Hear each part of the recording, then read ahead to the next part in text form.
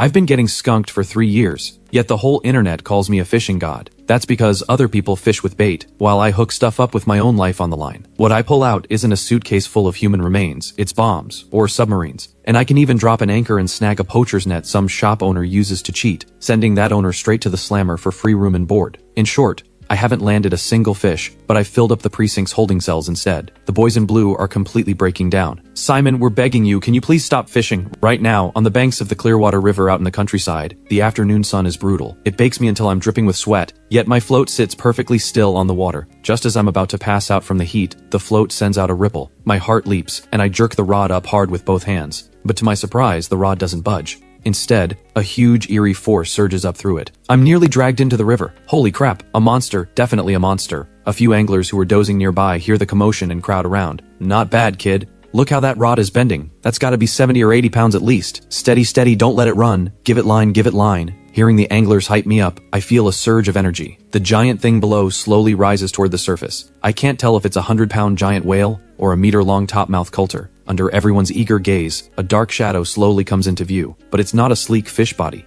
It's a bulging green woven sack. Maybe because it's been soaking in the water for so long, it's covered in waterweeds and mud, looking like a big, hairy, round ball. Everyone around shakes their heads with regret. Aw, what a shame. How'd you end up fishing out a bag of trash? My mood plunges from the clouds to the dirt. Disappointed, I drag the sack up onto the bank, and instantly an indescribable foul stench spreads through the air, carrying a sickly sweet, nauseating note. An angler beside me can't hold it in, and immediately starts gagging. I pinch my nose and crouch down to retrieve my hook, but the moment I crouch, my pupils contract violently. Through the hole my hook tore open. A toe painted with red nail polish is clearly exposed. In that instant, my mind goes blank with a buzz, and I drop to the ground, unable to move. An old man nearby sees this and eagerly leans in. Oh, got a treasure? Let me see it too. But the next second, the old man's words cut off abruptly, and a piercing scream tears across the riverbank. Murder! Someone's been killed! About 20 minutes later, red and blue police lights light up this stretch of wilderness. I'm sandwiched between two cops. I'm not wearing the bracelets, but the setup makes me look no different from a suspect. The veteran officer's name is Walter. He's the captain of the city's criminal investigation unit, with eyes like a hawk. One glance from him makes people shiver. I just wanted a bowl of fish soup. How was I supposed to know one cast would pull up this thing? Walter glances at my completely empty bucket, then points at the sack on the ground. Fish soup is off the table today. Come down to the station for a chat. In the interrogation room, I hold a paper cup, completely dazed. Walter sits across from me, flipping through his files with a grave expression. According to the forensic examination, the contents of the sack were indeed human remains, but the tissue had already fully decomposed. Only the finger bones and the surface fat were left. The estimated time of death was at least 2 years ago, so it truly had nothing to do with the young man in front of him. Walter closes the file and his tone softens a bit. Alright, enough chatter. After our check, you really are just an angler with terrible luck. Oh right, still want to go fishing for fish soup? My face goes pale. I wave my hands frantically. No more fishing. Never again. Not in this lifetime. After finishing all the paperwork, I carry my gear out the precinct doors, but I still feel that nauseating fishy smell lingering in my nose. I look at the gear in my hand, ready to dry it out and toss it. But to my surprise, the moment I lift the trash can lid, a sudden chime rings in my head. Detecting that the player's fishing spirit is shattered, with the index off the charts, the fishing heatmap system has been bound to you.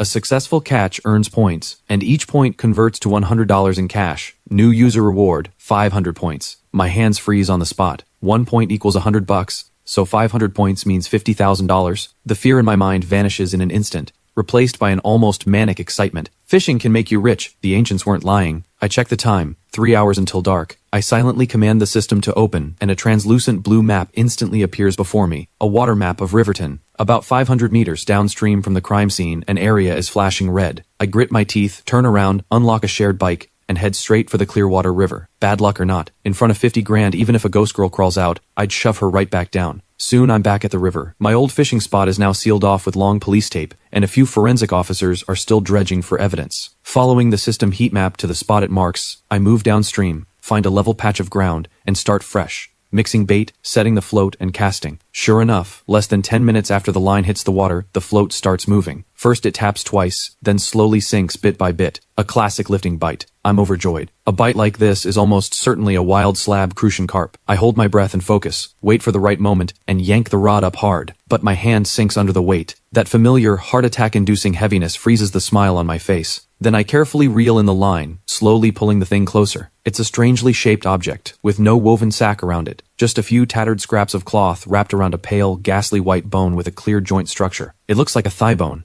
except the brake marks clearly aren't natural. My anxious heart finally dies completely, and a chill shoots from the soles of my feet straight to the top of my skull. Did I freaking stumble onto a nest of human remains? Stiffly, I pull out my phone. Detective Walter, you haven't clocked off yet, have you? Sorry to trouble you, but could you come out one more time? I caught another one. Walter rushes to the scene again, looking at me with 70% shock and 30% suspicion. Buddy, tell me honestly, did you used to be a tomb raider or learn some kind of treasure divining art? Detective Walter, if I'm telling you, I just wanted to catch a fish to improve my meals, do you believe me? Walter rolls his eyes, clearly believing me, then stares intently at the white bone. The earlier finger bones had been tested, and the DNA was found to perfectly match a sensational cold case from 2 years ago. This leg bone very likely came from the same person. That case was one I worked back then. We had locked onto a suspect, but because we never found the victim's body, the case kept dragging on. Who would have thought the crucial hard evidence would get fished out just like that? Alright buddy, this counts as a contribution. Once we crack the case, I'll apply for a good citizen reward for you first thing. 3 days later, in the conference hall of the Riverton Criminal Investigation Unit, I stand on stage as the top contributor, a big red flower pinned to my chest. Holding a banner, Walter prepared himself, good citizen, crime crusher. Beside me, Walter speaks passionately into the microphone. In recognition of Simon's outstanding contribution to this major case, the City Bureau has decided to grant you the title of Good Citizen and to award you $50,000. The moment I hear the words 50,000, my once dull eyes instantly light up. Well now, this trip wasn't wasted after all. I've finally got something real to show for it. After the ceremony,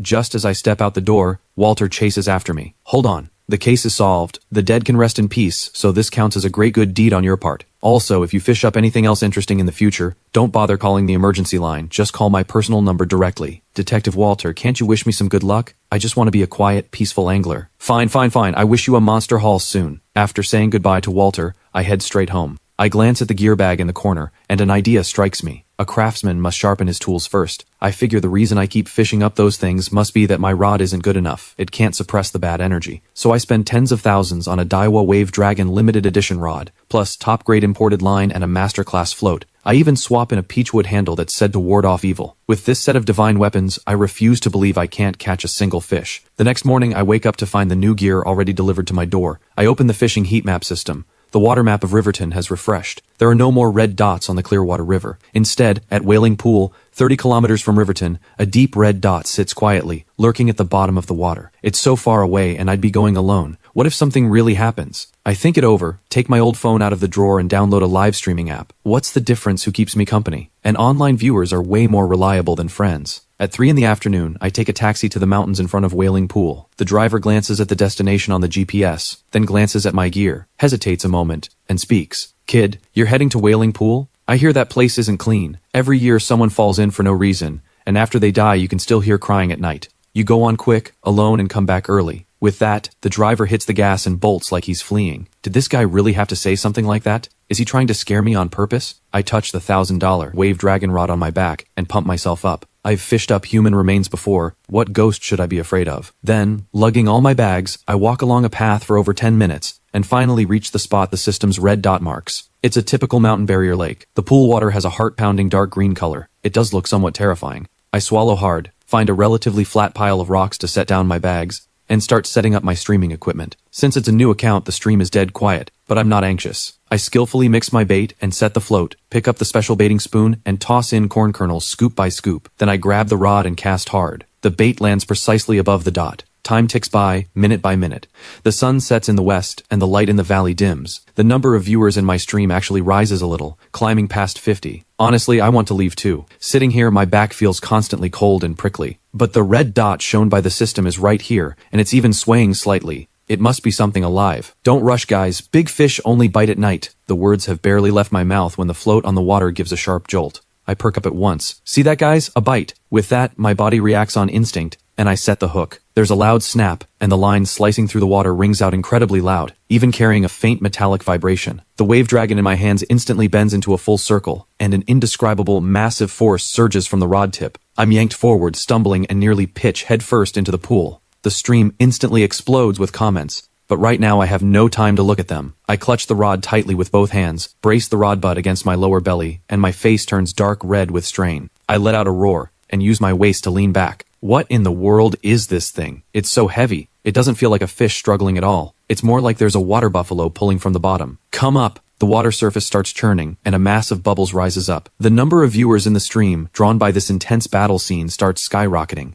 That's definitely not a fish. Not even 100-pound carp pulls like that. Streamer, stop fishing. Careful you don't pull up the Dragon King. If you can land that, I'll eat my hat upside down on stream. I grit my teeth, the veins on my forehead bulging. Thankfully, the red dot on the system map is slowly moving toward the shore. Finally, after a standoff of nearly 10 minutes, the water surface breaks open. It's not a fish head, not the back of some water monster. It's a gray wing with a metallic sheen. That's right. A wing. Right after, a streamlined gray object over a meter long rises to the surface. It looks like a miniature fighter jet, but it has no cockpit, and there's a propeller at the tail. I frowned, completely stunned. The viewers in the stream are baffled too. What is that? Then, under the gaze of hundreds of viewers, I use every ounce of strength to drag this heavy thing onto the pile of rocks. I plop down on the ground, gasping for air, and finally get a chance to examine this big thing closely. The object in front of me is fully intact. Although some water weeds are tangled on it, it clearly hasn't been soaking long. The impact marks on the wing suggest it hit a mountain and then fell into the pool. Mounted on the belly of the body is a black equipment case. The case has a seal on it, but the writing is blurred and unreadable. The stream floods with comments egging me on to open the box.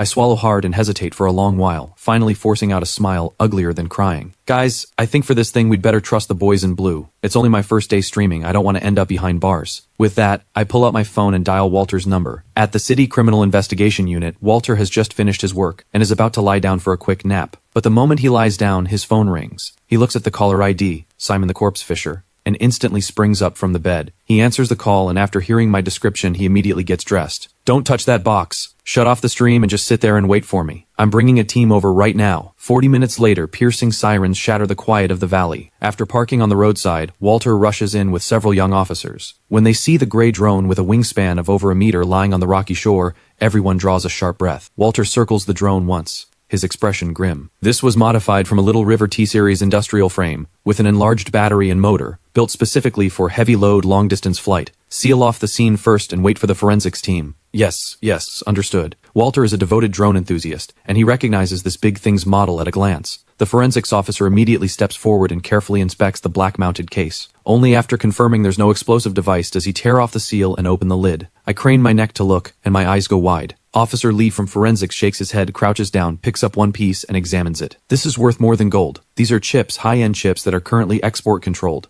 A box like this is worth at least $1 million. This has to be smuggling. Walter knits his brows. We did recently get word that a smuggling ring is using drones to run cross-border routes through the mountains. Who'd have thought one of them would crash into Wailing Pool and get fished out by someone? At this thought, Walter turns to look at me, this time with 30% shock and 70% suspicion. Kid, do you have some kind of informant in the underworld? How is it that wherever there's a big case you turn up? Detective Walter, heaven knows the truth. I really just wanted to catch a fish. Who knew this junk was in the water? Honestly, I'd rather it were a 100-pound carp. Walter shakes his head with a sigh and waves to the others. All right, take this stuff back first. Simon, you come along with us too. Got it. Actually, Detective Walter, can I sit up front this time? The backseat of the police car is too hard. Walter rolls his eyes again, clearly agreeing. That night, although my stream was cut off, the clip of an angler fishing up a drone spread across the internet like a virus. A day later, I become a celebrity in Riverton. Although the classified details can't be made public, the announcement that a public-spirited citizen helped the police crack a major smuggling case still went out. Combined with the dismemberment case being on TV before, my account's followers surged by over 50,000 overnight. The comment section is full of witty characters. Whoa, bro, are you really just a streamer? I suggest a thorough investigation. This is no angler. This is clearly a magistrate lurking among the common folk. Lord Magistrate, please accept my humble bow. Magistrate my foot. Heh. Followed, I just want to see when the streamer finally fishes himself into a jail cell. Of course, besides fame, the more practical part is the reward. Because the amount involved in the case is huge, and it counts as a major lead, this time the bonus is even higher than before. A full $100,000 in my bank account. I can't stop grinning. Right then, the system's chime arrives as expected, and without hesitation, I redeem an enhancement serum. Hauling that drone yesterday nearly worked me to death. Health is your capital. It must be enhanced. Instantly, a warm current flows through my whole body, and I feel completely filled with strength. Although the process makes me let out countless smelly farts on the street, at least the result is satisfying. Now I have money, and my body is strong too. It's time to enjoy life a little. I think back to last night's stream comments mocking me for never catching a fish, and immediately decide to go to the flower and pet market and buy the biggest fish tank and raise the most expensive fish to properly wash away the shame. Riverton's flower and pet market isn't big, and after one loop around, I still can't find a tank worthy of my 200,000 net worth. Just as I'm about to leave disappointed, the long silent system map suddenly flickers. I instinctively open it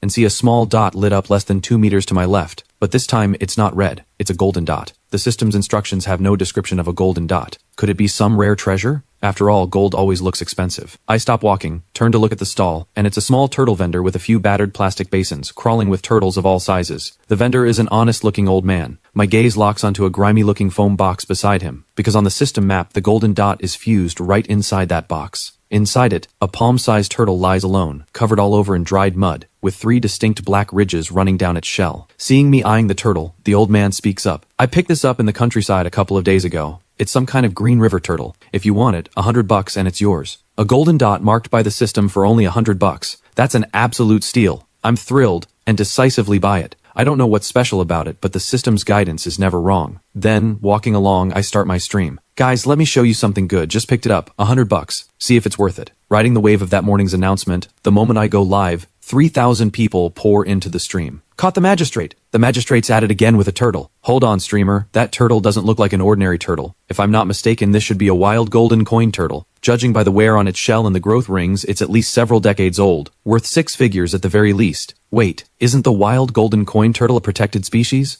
The magistrate's got some real skill. He fishes up corpses, shops his way into a cell. Life's full of sentences. I stare at the screen flooded with comments, and my hand jerks involuntarily, nearly dropping the turtle. This damn system. I thought gold meant some rare treasure, but it turns out it means handcuffs. I grit my teeth and make a decision that betrays my ancestors. I skillfully dial Walter directly. The phone rings for a long time before it's answered. Simon, are you my personal curse? I get 1 freaking day off a month, and you've caught something again? An aircraft carrier? Detective Walter, this time I didn't fish it. I bought it. I bought a turtle at the flower and pet market, and viewers say it's a protected on the other end of the line. Walter takes a deep breath, grinds his back teeth, and says, "Stand right where you are. Don't move. Keep an eye on that stall for me. I'll send nearby officers over right away." Okay.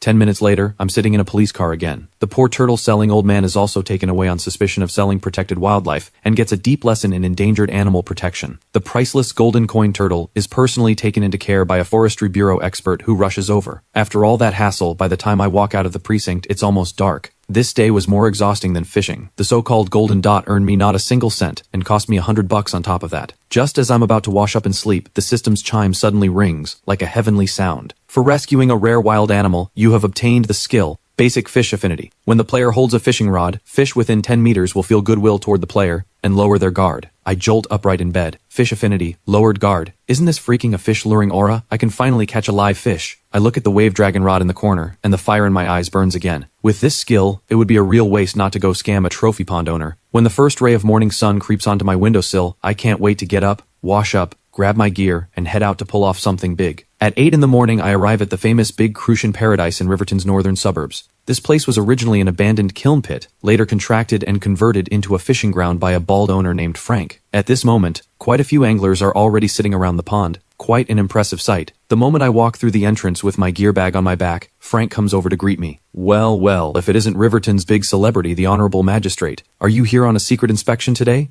Or to restock your supply? He blows out a smoke ring, his eyes carrying a hint of mockery, and goes on. But let me say this up front. My pond only has fish, none of the kind of achievements you're after. A few regulars nearby burst out laughing at this. I can't be bothered to trade barbs with him. Boss Frank, you're joking. I'm a serious angler. What's the rate today? Frank holds up 5 carrot-like fingers. The trophy pond, mainly slab crucian carp mixed with grass carp and common carp. 500 for 4 hours and fish bought back at $4 a pound. 500. Did your fish grow up eating gold bars? Frank lets out a sneer and points at the pond behind him. Too expensive? If it's too expensive, go to the Wild River. That's free, and you can even fish up some aged corpses there. I just stocked my pond with 2,000 pounds of farm-raised crucian yesterday. Every one of them over a pound. If you've got the skill to fish the pond dry, I'll take the loss. My temper flares up too. A normal commercial pond is only 200 or 300. This Frank really has a filthy black heart. Today I'm going to teach him a real lesson. I pull out 5 large bills at once. 500 it is, but if I load up the net, don't you cry about it. Frank acts like he's heard the funniest joke ever and points at the customers nearby. If you can fill 50 pounds of fish today, not only will I refund your 500,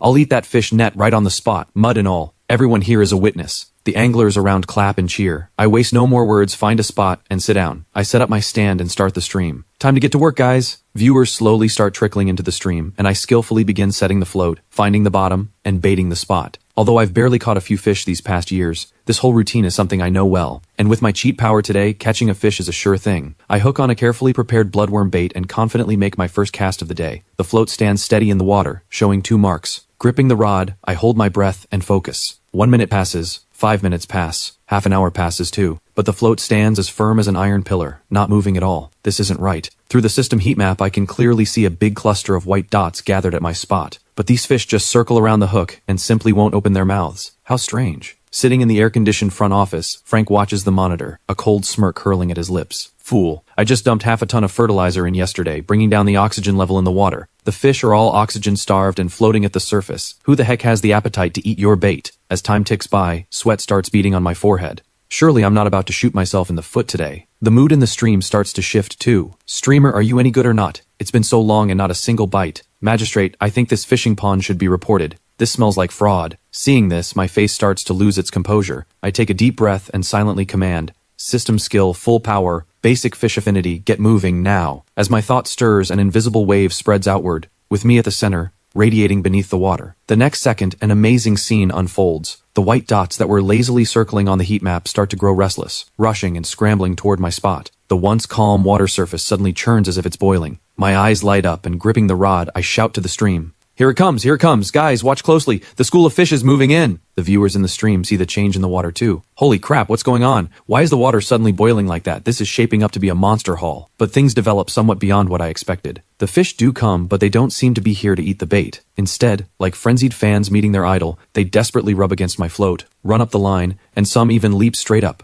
trying to rush onto the shore. With a splat, a slab crucian carp over 2 pounds jumps right to my feet, thrashing wildly in the mud, its mouth opening and closing as if it's crying out, I love you. I'm completely frozen in place. In the stream, the viewers are stunned silly too. What kind of freaking sorcery is this? Streamer, did you pour something into the water? Why did these perfectly fine fish suddenly go crazy? Could this be the legendary fish bowing to their king? In the front office, Frank's face changes, and the sunflower seeds drop from his hand in fright. In all his years running commercial ponds, he's seen monster hauls. He's seen people get skunked, but he's never seen fish jump onto the shore on their own. At this moment, I'm not feeling happy either. Instead, I'm breaking into a cold sweat. Although these fish circle around me, they simply won't bite the hook. I try lifting the rod, but only snag a single fish scale. Come on, just eat it, will you? What good is just rubbing? Just as I'm scrambling to deal with this swarm of frenzied fans, the corner of my eye suddenly catches something. Directly below the dense cluster of white dots, a familiar red dot has lit up, and around the red dot, ring after ring of sound wave-like ripples is radiating outward. My heart skips a beat. A red dot, another red dot, I knew it. This system will never let me fish in peace. But suddenly, something occurs to me.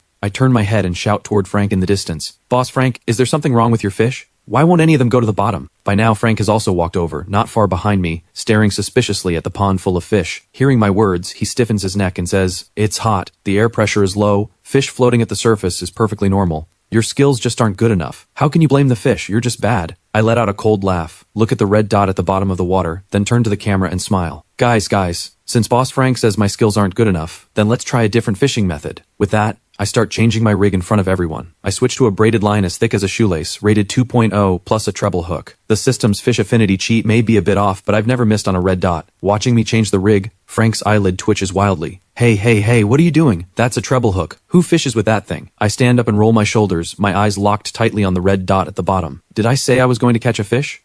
Watch closely. With that, like throwing a grenade, I aim straight at the red dot and hurl the treble hook down. With a splash, the treble hook plunges straight into the water bottom. I don't rush to lift the rod. Instead, guided by the system map, I drag it gently, feeling out the terrain beneath my hand. A tap, then two. Suddenly a sensation of snagging something hard comes through my hand.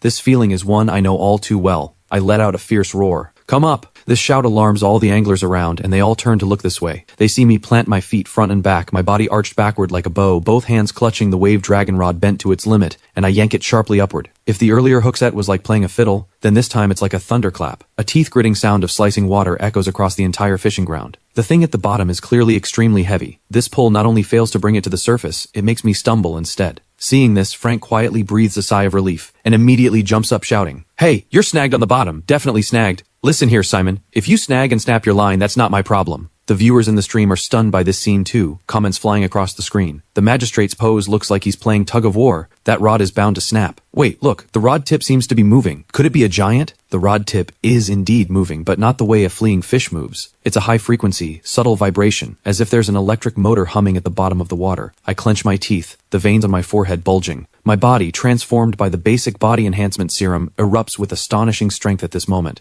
Come up here, you! Amid a churn of muddy water, a big dark thing tangled with water weeds and fishing net is forcibly dragged off the bottom by me. Everyone sees a large rectangular box, much like a black speaker, with a long waterproof cable attached to it, running all the way to the management house on the other side of the pond. The moment the thing appears, a piercing electric crackle and a high-frequency hum suddenly become clearly audible. The people standing on the bank feel a sharp pain in their eardrums, and an inexplicable irritation in their hearts. The fish that had been circling around me, the instant this thing leaves the water, scatter all at once as if terrified, crashing wildly toward the shore, some even turning belly up. For a moment, all the anglers put down their rods and stare blankly at the black box. An old angler takes off his reading glasses, squints, and says, What is that thing?" I let out a cold laugh and clanged the thing down at Frank's feet. "Boss Frank, care to explain? This is your low air pressure, and your my skills aren't good enough." Frank's face goes deathly pale. He instinctively reaches to pull out the power cable, but I step on it with my foot. Guys, if I'm not mistaken, this thing is called a high-frequency sonic fish repeller, also known as the electronic version of a poacher's net. The anglers at the scene catch on, and instantly fly into a rage. "What the? No wonder I always get skunked. So it was you pulling this trick. I know about this thing too. Once it's switched on, every fish within 50 meters acts like it has a concussion. Forget eating bait, it's lucky just to survive. He's robbing us." A dozen furious anglers, gripping landing nets and rod stands, surround Frank completely. Frank's legs go weak with fear. "It's a misunderstanding. It's all a misunderstanding. This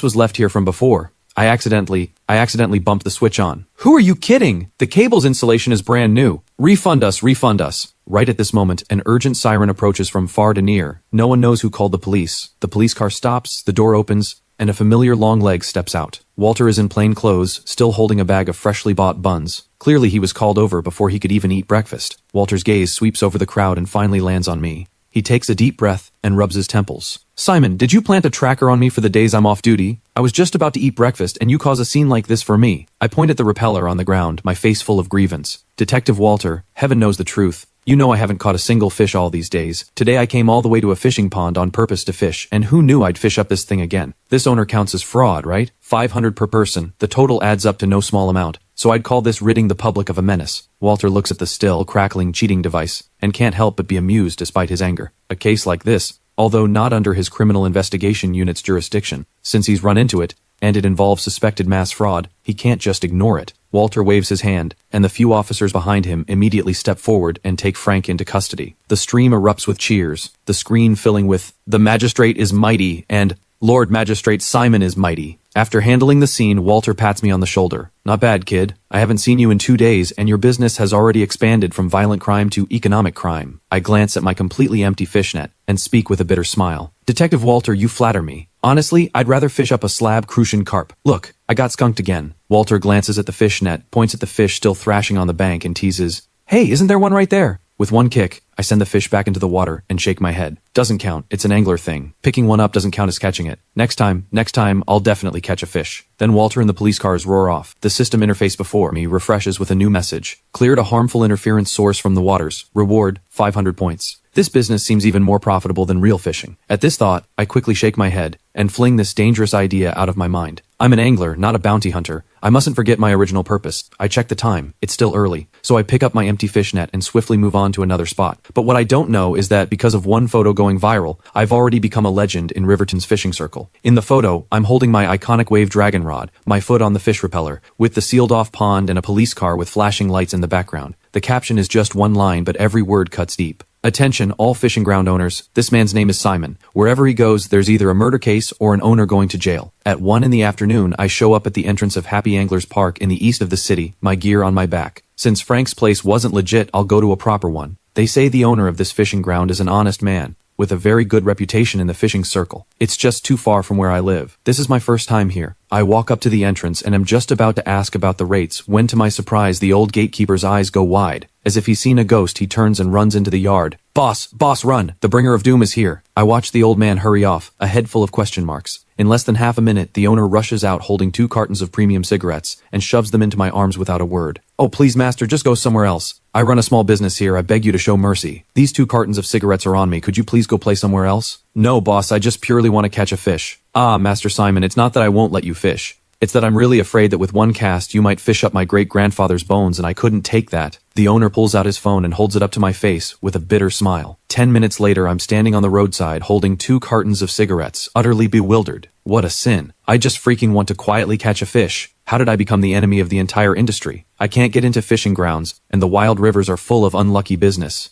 Is heaven determined to doom me to a lifetime of getting skunked? Right then, the phone in my pocket buzzes. I take it out. It's a voice message from my fishing buddy Steve. I hear every fishing ground in Riverton has banned you together. That's hilarious. I roll my eyes and bitterly type out a single word. Buzz off. Steve sends another voice message. Don't get discouraged. If you can't get into fishing grounds, go to a reservoir. There are several large reservoirs in the counties below us, places like Dragon King Reservoir and Blackwater Pool. They're a bit far, but the fish are big enough, and they're wild, and no one will bother you, right? Hearing this, my eyes light up. That's true. A reservoir is so big and there's no owner to manage it. I can fish however I want, but soon I notice a problem. It's too far away. Taking a taxi back and forth with a pile of gear every time isn't practical. I look at the balance on my phone, and an idea grows wildly in my mind. Buy a car. I must buy a car. Not just any car. I'll buy one that can haul, run, and go off-road. A dedicated angler's vehicle. At this thought, my eyes turn rock firm. Forget the freaking commercial ponds. I'm marching into the big reservoirs and opening up expedition mode. No sooner said than done. I head to a car dealership,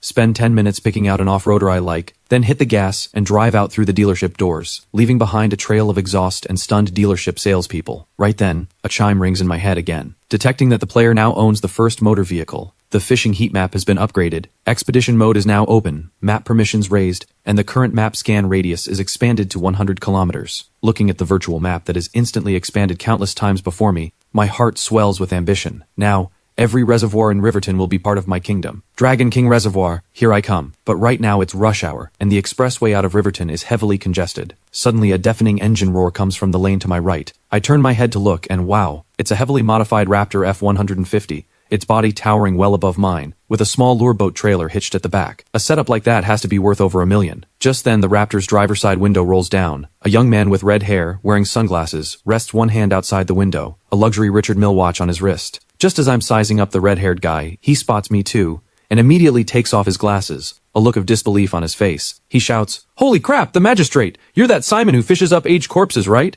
Exasperated, I roll my window down and snap back. "I'm Simon, but I'm a fisherman." At that, the red-haired guy doubles over laughing, points at the gear in my back seat, and grins. "I watched 2 of your streams, and I didn't see a single fish the whole time. So are you off to make another delivery to the police station today? How can this guy's mouth be so annoying?" Just as I'm about to roll up my window and leave, he speaks up again. "My name's Ricky, from the Riverton Lure Club. Everyone into lure fishing knows me. So how about it, magistrate? Let's have a contest today." Hearing that name, I'm jolted alert. This guy has quite a reputation in Riverton's fishing circle. The rich kid type whose family is loaded, famous for being someone who can't catch a fish, but has everything else. A top-tier gear collector. As the saying goes, all the gear, no idea. Without a second thought, I refuse. "Forget it, I'm not interested." "Don't be like that, I'm headed to Dragon King Reservoir right now. I hear it produces meter-long top-mouth coulter. Let's go play together. If you win, I'll give you that brand new Shimano lure combo in my trunk worth over 30,000. My hand, about to roll up the window, freezes. My wave dragon rod is good, sure, but it's a float fishing rod. Lure fishing is a high-end style I've always wanted to try, I just couldn't bear to spend on the gear. Looking at Ricky, I ask quietly, "So tell me,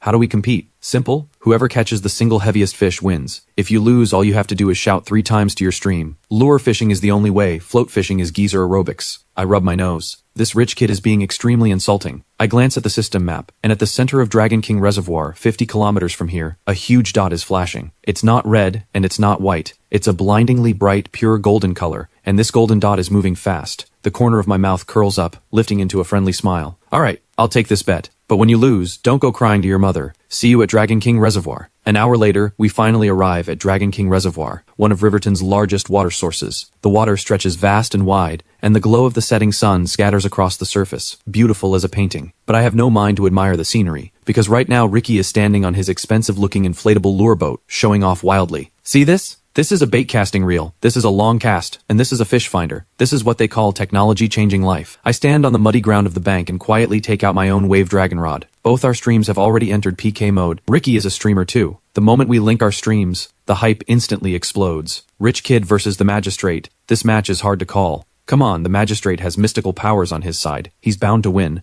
Then I'll bet a pack of spicy snacks that the magistrate fishes up a water ghost today. Soon, our contest officially begins. I have to admit, the power of money really does work. Ricky's skills are only average, but he picks a good spot. A deep water structure zone. In less than 10 minutes, a small top-mouth coulter, a little over a pound, is pulled from the water. First catch! Master Simon, how's it going over there? Still playing in the mud? Listening to Ricky mock me at the camera, I tune him out completely. I keep my eyes fixed on the golden dot darting fast around the center of the reservoir on the system interface. Once I confirm it's something alive, I silently give the command. System, activate basic fish affinity. An invisible wave spreads out, but this time it doesn't trigger the grand sight of fish bowing to their king like it did at the commercial pond. I figure it's because the reservoir is too big, and the golden dot is at least 200 meters away. Basic fish affinity clearly isn't enough. Watching Ricky land yet another fish, I grit my teeth and decide. In the system shop, I spend 100 points on a magic ground bait. I grab my baiting spoon and, with all my strength, fling the ground bait into the deep water scoop by scoop. Ricky just shakes his head. Isn't that foolish? Float fishing, casting that far?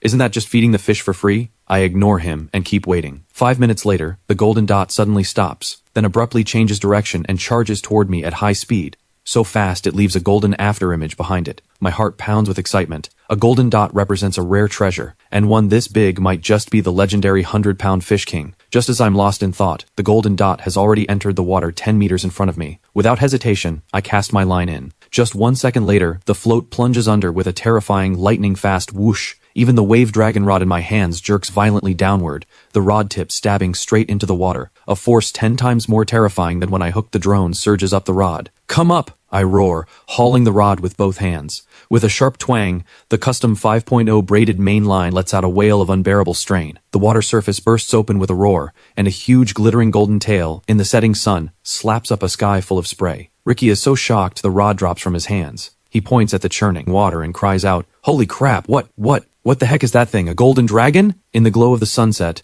the huge golden tail looks as if it's plated with holy light. Then it slaps the water hard and dives back to the bottom, the surging waves nearly capsizing Ricky's boat. Clutching my rod, feeling the terrifying force coming from below, my expression holds more pain than joy. Looking at the blinding golden light before me, the greed in my eyes hits its limit. No matter you are a dragon or worm, once you've bitten my hook, you're my catch. You must come up. One man, one rod. On the shore of Dragon King Reservoir, the curtain rises on an epic man versus fish battle. The stream's comments nearly explode. Everyone, on your feet, it's time to witness a miracle. That bent bow of a rod, that sound of slicing water. If it's not a giant dragon, I'll eat my shoe. Magistrate, you're mighty. Show that rich kid what brute force can do. But right now I have no time at all to read the comments. My arms feel like they're filled with lead, sore and aching. Still, the wild joy inside me erupts like a volcano. It's alive. Definitely alive. Through the rod in my hands, I can clearly feel the thing struggling underwater. While I struggle to use the figure-8 control technique to absorb the force from below, I can't help but burst out laughing. Ha ha ha ha! Ricky, you've lost for sure. This one's 50 pounds at the very least. Those little coulters of yours wouldn't even fill a gap in its teeth. Ricky's face goes a little pale, but he stubbornly fires back. Don't celebrate too early. Careful your line snaps and the fish gets away. Until it's on shore, anything can still happen. In my dictionary, the words snapped line don't exist. After my bold words, I watch the golden dot on the system map drawing closer and closer, my eyes lighting up. A golden dot, and it's alive. This must be a legendary top-grade monster catch. Whether I can wash away the shame of always getting skunked comes down to this one moment. Time ticks by, minute by minute. After a full standoff of more than half an hour, I finally feel the big thing underwater running out of stamina too. Its struggles weakening. I seize the moment, throw my body sharply backward, put all my strength into both hands, and let out a great shout. With a loud splash, the water surface bursts open, and a huge dark shape is forced out of the water. The first thing to come into view is a flat, thick tail, followed by a broad, flat body. If you don't look closely, it really does look like a piece of dead wood, or a giant catfish. Ricky cries out in shock, "Holy crap, what a huge catfish! Its head has to be as big as a wash basin." But the next second, Ricky and everyone in the stream are stunned speechless, because the big thing I've dragged onto the shallows doesn't roll on its side like a fish. Instead, it stretches out 4 short, thick legs with toes, and clumsily crawls a couple of steps across the shallows. That's right, it crawls. Then it opens that absurdly wide mouth, and lets out a hair-raising wailing cry, exactly like a baby crying. As if frozen by a spell, I stand rooted in place, staring at this big, dark, slippery, 4-legged thing bawling in front of me. The wild joy I haven't had time to wipe off my face slowly cracks apart, turning into a despair where I want to cry but don't dare. On his boat, Ricky is so scared he nearly falls into the water. Trembling, he points at the thing. "Simon, isn't your style a bit too wild? What the heck is that? A water ghost or some creature that's turned into a demon?" In the stream, after a brief pause, the comments completely erupt. "Holy crap, holy crap, holy crap, what on earth is that thing? It looks like a giant salamander to me. But how could a giant salamander ever get that big? That's really a giant salamander, and a wild one at that. A body that size, it's gotta be over 50 pounds. Forget everything else, that crying nearly scared the pee out of me. By now I'm close to breaking down too. Looking at this big thing in front of me, innocently blinking its little eyes and bawling in the mud, 1,000 curses gallop through my mind. I just freaking wanted to catch a fish. Why did you bring me up this little tyrant? The giant salamander on the ground seems to sense my distaste, and it cries even louder, its voice shrill and aggrieved. Startled, I shudder and toss the rod in my hand straight to one side. Raising both hands over my head, I plead my case. Guys, I swear I really just wanted to catch a meter-long topmouth coulter. This thing bit the hook on its own. It came here to pull a scam on me. By now Ricky has paddled his boat to the shore too, but he doesn't dare get off. From a good distance away, he stares at the giant salamander, his eyes full of awe. Simon, I'm impressed. In all my years of lure fishing, I've seen people fish up snacks. I've seen people fish up birds. I've even seen people fish up turtles. But fishing up a 50-pound giant salamander with a hand rod, you're the first in all of history. I concede this match. Looking at his sincere face, I'm so anxious I'm about to stamp my feet. Cut the chatter. Hurry up and think of something. What do we do with this thing? I don't want to go to jail. Right now, my whole mind is filled with Walter hauling me down to the station for a chat. This isn't fishing up some giant catch, it's clearly fishing up a do-your-whole-sentence beast. I rub my brow, crouch down 2 meters from the giant salamander, my posture as humble as a servant. I want to remove the hook but don't dare touch it. For one thing, its bite force is astonishing. More importantly, I'm afraid of accidentally hurting it. Even if I sold everything I own, I couldn't afford the compensation. The giant salamander lies in the mud, its 4 short legs paddling now and then, and it lets out a couple more wailing cries. The sound makes my heart clench again and again. I'm begging you, stop crying. If you keep crying, drawing in wolves is the small problem. Drawing in the boys in blue. Halfway through, I suddenly stop, glance back at the phone still streaming, and resignedly dial the police line. Hello, is this the police? I need help. Could you transfer me to the Forestry Bureau or the Wildlife Protection Center? I've fished up a protected animal again. The dispatcher on the other end pauses for a moment, then asks cautiously, Are you Mr. Simon? The magistrate? I press a hand to my forehead, dark lines flashing across it, and nod in resignation. Yes, that's me. I'm at Dragon King Reservoir right now. I've fished up a wild giant fish nearly 50 pounds. Well, a giant salamander, alive, and it even cries. Please hurry or I'm afraid it'll run short of water. After hanging up, I feel completely drained. Beside me, Ricky is pouring water over the giant salamander from a water bottle, clicking his tongue in amazement as he does. Simon, how on earth did it grow so big? One pot probably can't hold it. We'd have to split it into 2. Alarmed, I rush over and clamp my hand over Ricky's mouth. If you want to go to jail, don't drag me in. Every pound of this thing's meat is a prison sentence. Stew 1 pot of this, and you'd be eating prison cabbage and pork for the rest of your life. In the stream, the viewers who love drama are laughing like crazy. Young Master Ricky is quite the reckless outlaw himself. If he actually stews that pot of soup, we'd better start calling him Inmate Ricky. Detective Walter will reach the battlefield in 5 seconds. Speak of the devil, my phone rings again. The caller ID reads Walter. Trembling, I answer the call and hear Walter's voice carrying a hint of mockery. All right, Simon, I was just working overtime eating instant noodles when the command center tells me you've stirred up trouble again. So I hear this time you didn't fish up an aged corpse, you fished up a crying child instead? My face is the picture of helpless misery as I defend myself. Detective Walter, please stop teasing me. I really didn't mean to hook it. It came and ate the bait on its own. I'm being wronged here. All right, stop your howling. Larry from the Forestry Bureau has already set out with a team and I'll be there too. Take good care of that thing. Remember, it's a living medal of merit.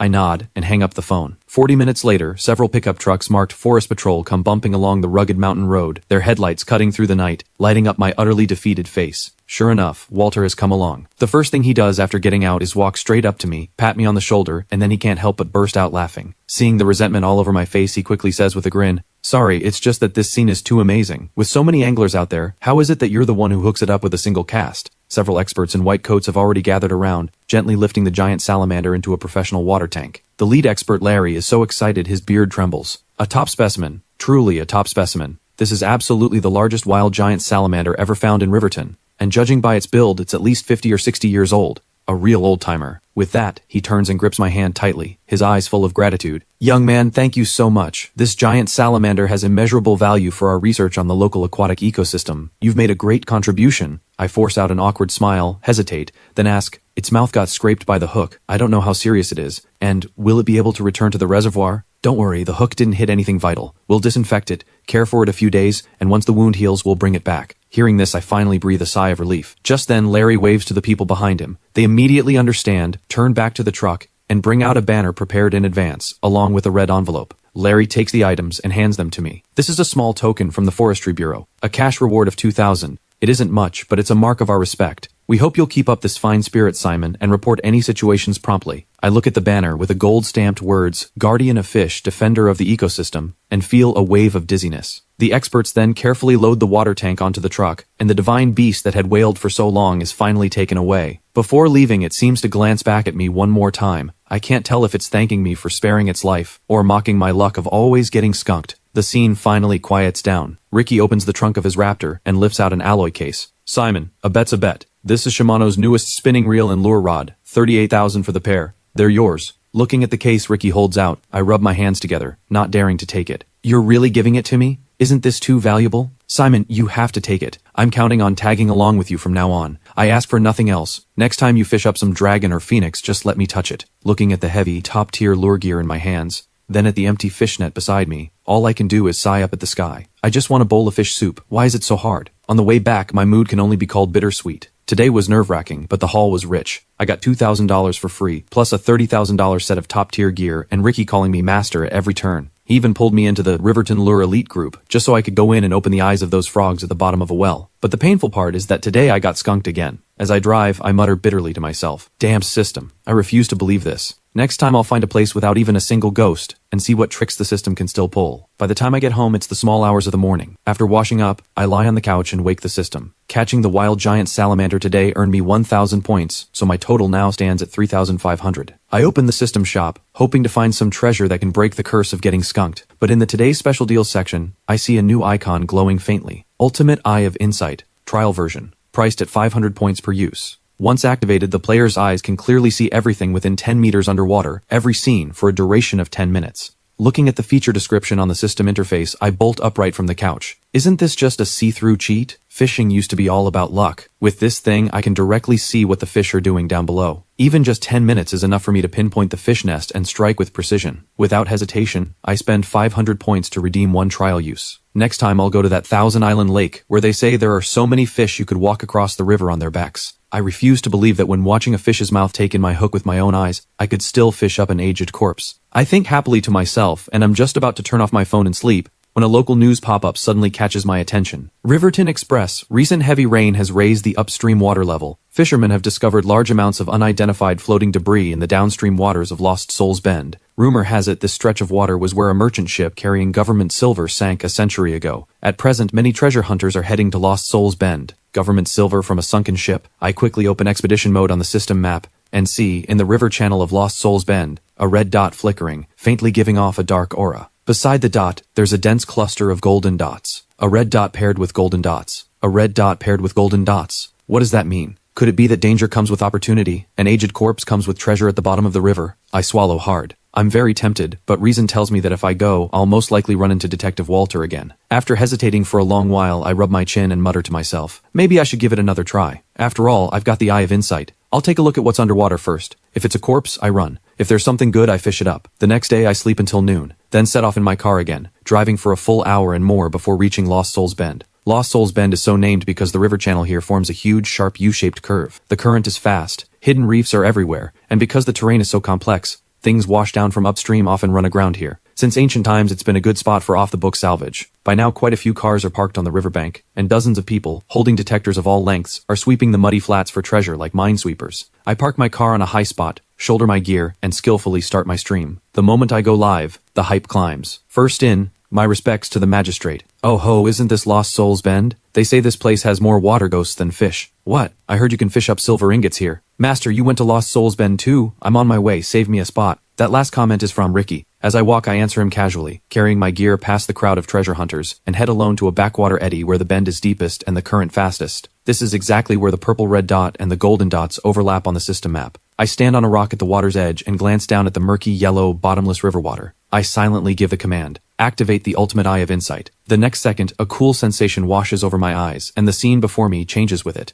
The once murky yellow water rapidly turns transparent and clear in my vision, as if it has switched to a 4K ultra-clear picture. My sight pierces through the surface straight to the riverbed. I can't help but blurt out a curse. This riverbed is practically a giant garbage dump. Abandoned bicycles, rusted iron frames, even half the wreck of a tractor. How the heck am I supposed to catch any fish here? It's all snag your line junk. But soon my gaze is drawn to a hollow at the deepest part of the bend. Beneath all that messy industrial trash, a number of coin-sized round objects are scattered about, giving off a faint glow. Silver dollars. all silver dollars. But before I can even get excited, I see a huge object beneath the silver dollars. The thing is oval-shaped, a little over a meter long, half buried in the silt. A thick, broken iron chain is wound around it, and the brightest silver dollars are hanging on that chain. Right now, in the system heatmap's view, this huge oval object is giving off a heart-pounding purple-red glow. I glance at the countdown. A little over 5 minutes left. I have to get the hook precisely beside that big thing before the see-through vision wears off, or hook directly onto that wound iron chain. I quickly switch to the large treble hook that made my name in one battle at the commercial pond, attach a lead sinker, take aim, and cast. The sinker pulls the line through the air in a graceful arc, landing precisely above the big thing and slowly sinking down. I hold my breath, working the rod, guiding the treble hook bit by bit toward the chain wound with silver dollars. The instant the hook catches onto the iron chain, a chime rings in my head. The ultimate eye of insight has ended. The world before me instantly returns to murk, leaving me dizzy. But I have no time to mind that. I give my wrist a sharp flick, and a heavy sensation immediately comes through my hand. The feedback of metal striking metal and locking tight. It's hooked. I'm overjoyed. I grip the rod with both hands and pull up hard, but the thing underwater doesn't budge an inch. It feels like I've hooked the entire planet. I frown. Isn't this thing just too heavy? I think it over and over, and an idea pops into my mind. Since I can't pull it up, then I'll just have to bring out the heavy equipment again. Soon the crowd sees an unusual tug-of-war unfold on the riverbank of Lost Souls Bend. Except one side of the tug-of-war is my newly bought off-roader, and the other side is the unknown giant buried deep underwater. I take the electric winch cable and a nylon rope out of the car, slide the rope slipknot down along the taut fishing line, and, relying on my memory and the feel from the see-through vision a moment ago, loop it around an iron ring on that big thing underwater. This operation leaves the stream's viewers dumbfounded. Holy crap, is the streamer playing some brand new kind of fishing?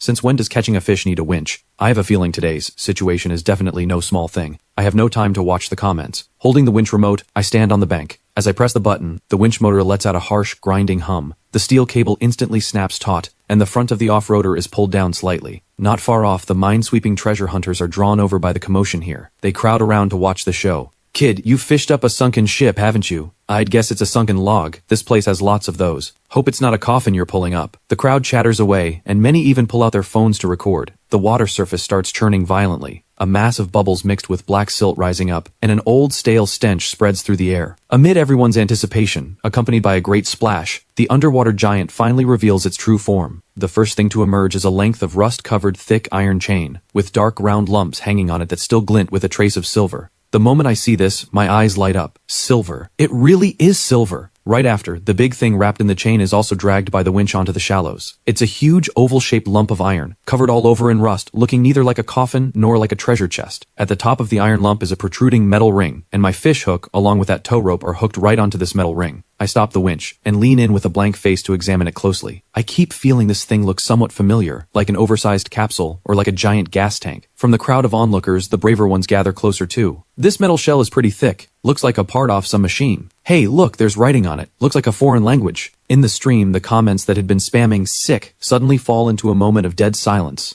Then a bold red comment with an exclamation mark flashes across the screen like a thunderclap. Streamer, run! Don't touch that ring! Whatever you do, don't touch that ring! I look at the comment from this user called Military Buff Mike, wondering whether it's for real, when another comment comes through. This is a World War II aerial bomb. Going by the shape, it's either an aerial bomb or a magnetic naval mine. That ring you've hooked is the trigger fuse. Stop staring. Run, now. If this thing goes off, you'll be blown straight to heaven. I look at the iron lump less than 2 meters in front of me, and suddenly hear a faint but extremely crisp click. A chill shoots from the soles of my feet straight to the top of my skull, and my whole body freezes on the spot. The few people gathered around the iron lump sense something is wrong too. Is this thing making a sound? Really? How come I didn't hear anything? Just as one of them is about to hug the iron lump and press his ear against it to listen, I roar out a single sentence from the depths of my chest with all my strength. Run! That's a bomb! Everyone at the scene freezes for an instant, then scatters like a hornet's nest that's been struck. In the blink of an eye, everyone has spread out. I want to run too, but I can't, because my rod is still connected to the line to the car to the rope, and the rope is fastened tight to that fuse ring, with the winch already locked. If I let go of the rope now, the very next second I'd be riding an explosion straight up to the sky. My legs are shaking, but I force myself to stay calm, and with trembling hands I dial Walter's number. The call connects quickly, and Walter's voice sounds exhausted. Now what? I'm in the middle of a seminar about your special constitution. You haven't caused trouble for me, have you? I look at the big iron ball not far away and say in a tearful voice,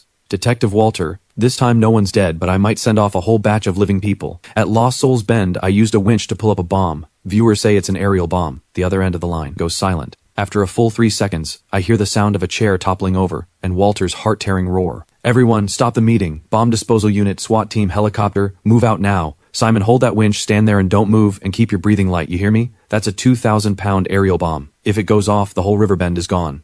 Detective Walter, I know. Right now I don't just not dare to move, I don't even dare to fart. 10 minutes later, just as I feel I'm about to collapse from exhaustion, the roar of rotor blades finally comes from the sky. A helicopter sweeps in with a howl, circling above the river bend, its powerful downwash blowing the surrounding reeds flat in every direction. I panic at once and shout, "Don't come over here! The wind's too strong, hold still!" The helicopter clearly realizes the problem too, quickly pulls up, and lands on a road far away. Walter, leading a large team, sets up a 2-kilometer cordon right away. The gawkers who had been watching from 100 meters off are evacuated to the hill across the way. Several experts in heavy bomb suits, carrying tool cases, move toward this side as clumsily as penguins, but fast. Walter stands 100 meters off with a bullhorn. "Simon, follow the expert's instructions for everything, and whatever you do, don't move." I want to nod, but my neck is as stiff as if it's been filled with cement. I just blink my eyes twice, not knowing whether Walter can even see it. The lead bomb disposal specialist is an old man. After scanning all around with an instrument, his face turns grim, and he speaks through the radio. It's a torpedo bomber once used to sink warships. The charge inside, forget this car, it could level half this hillside. With that, he glances at the fuse ring bound by the nylon rope, wipes his sweat, and goes on. This young man is quite lucky. The fuse has already rusted solid, and it's now in a delicate state of balance.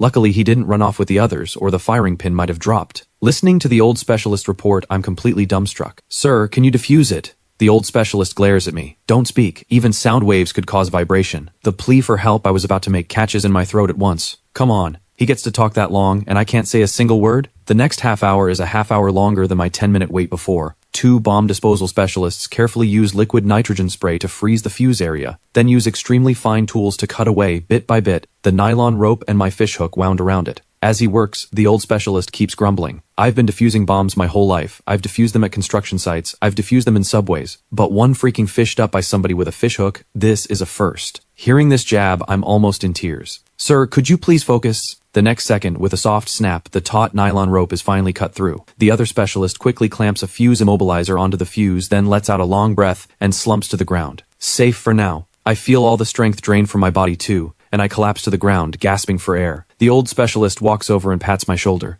"Kid, you've earned your life back today." Just then Walter rushes over too, pointing at me. So angry his finger is trembling. "You brat, I think you're trying to send me to my grave. Day after day you just have to stir up this much chaos." "Detective Walter, I'm wronged. I just wanted to fish up some silver dollars." As I say this, something suddenly occurs to me. I turn my head toward the big thing now surrounded layer by the SWAT team. More precisely, toward the iron chain wound around it. Then I speak up meekly. "Detective Walter, the silver on it. Does that count as my catch?" The air at the scene freezes for a second, and Walter is downright laughed into anger. "You almost lost your life, and you're still thinking about those few bits of silver. With this drive of yours, wanting money over your own life, it's a real shame you didn't become an undercover agent." With that, he bends down, picks up the length of iron chain, weighs the dark metal lumps on it in his hand, and says, "These are cultural relics. They have to be turned over to the state." I let out a wail. So all my hard work was for nothing. Walter hands the chain to the evidence unit beside him, pats my shoulder and consoles me. "All right, stop howling. The silver may be gone, but this time you've made a great contribution. This bomb was in a very hidden spot, and the fuse was already extremely unstable. If you hadn't fished it up, and a flood one day washed it downstream, striking the bridge or hydropower station below, the consequences would have been unthinkable. A bomb disposal tip-off reward, plus a cultural relic protection contribution award. Our department spoke with the Cultural Relics Bureau, and we've decided to apply for an $80,000 reward for you." With that, Walter holds up 8 fingers. My once dull eyes, after hearing Walter's words, light up like searchlights. Suddenly my back doesn't ache, my legs don't hurt, and I even feel like going over to touch the bomb for a photo. Watching my reaction, Walter shakes his head with a helpless laugh. "Simon, next time, whatever you want to fish for, could you report it to me in advance? If this keeps up, my heart won't be able to take it." I nod hard, then thump my chest and vow with absolute conviction, "Detective Walter, trust me. Next time, I'll definitely catch a fish."